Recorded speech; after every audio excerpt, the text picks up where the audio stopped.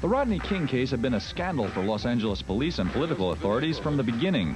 On March 3, 1991, King, with two fellow black passengers in his car, led police, who later said he was drunk and had marijuana traces in his blood, on an 8-mile high-speed chase. When they finally stopped him, an onlooker with a video camera taped the cops delivering what clearly appeared to be a vicious and indefensibly extended beating.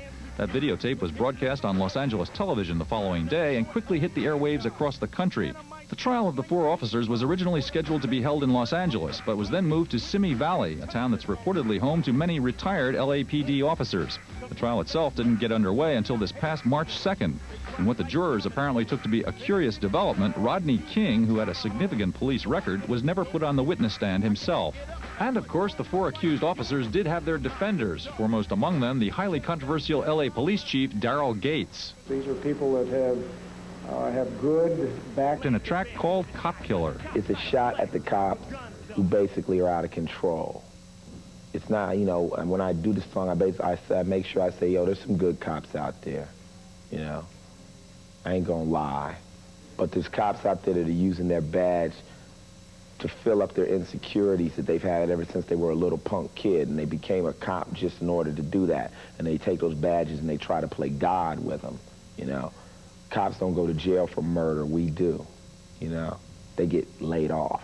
I've been in fear of the cops for ever since I can remember, even being a little kid. One time, these cops pulled up, like 5 cars pulled up on us when we were like 11 years old and pulled guns on us. Black fear and hatred of L.A. police was expressed most boldly by the rap group NWA in its notorious, but apparently not inaccurate track, F the Police. The police coming straight from the underground. A young nigga got it bad 'cause I'm brown.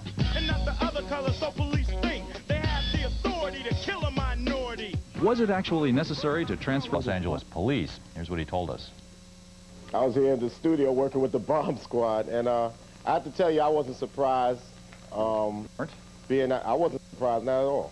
Being out in California since the beginning of the incident, I knew when they moved the whole case to Simi Valley or whatever, I knew that, you know, some stuff was really going to go down. The cops out there feel that they got a license to kill anyway, and you know, a beatdown just goes with the program. Yeah. Well, I mean, I could tell you at least 10 to 15 different isolated incidents. They just weren't caught on camera. Just me being a brother. I remember one time I was just crossing the street in California and the police just jumped off on the megaphone was saying, hey, don't you know where you at?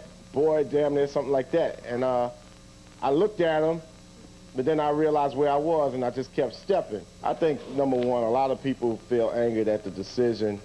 But you best believe that any small incident that takes place anywhere involving the black community, news stations are going to try to pick up and try to connect it to the Rodney King verdict. So I think we have to be smarter than that. But I could tell you this, that the verdict was basically like throwing a match on a pool of gasoline. Also weighing in on the violence in Los Angeles on Thursday afternoon was rapper Chris Parker, better known as KRS-One. Here's what he had to tell us.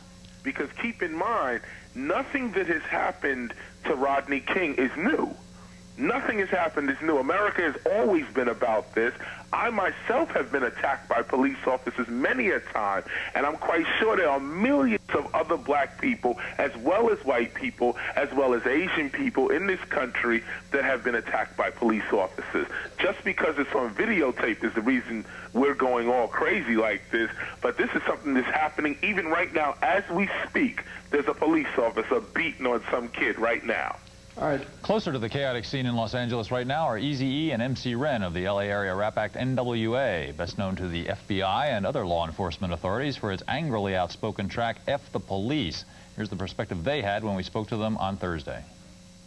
That's like letting them know it's okay to beat people in the street and get away with it. Continue on keep doing it. People. You know what I'm saying? And after the verdicts came in, they was all celebrating. You seen them celebrating, hugging, shaking hands, you know. And then what's so bad about it, they got them on tape, acting just crazy. But in court, they trying to be all nice and trying to make people feel sorry for them. You know, that's an act, man. They need to lock all of them up, all of them. And that's why everybody mad right now. Because if it would have been somebody black, they would have been locked up. Black people today and in the past been trying to settle matters like this with like non-violent, right? But they ain't getting nowhere. So the only way you can do it is with violence. Can't take no more. Whatever, like, you gotta do the same thing they doing to you.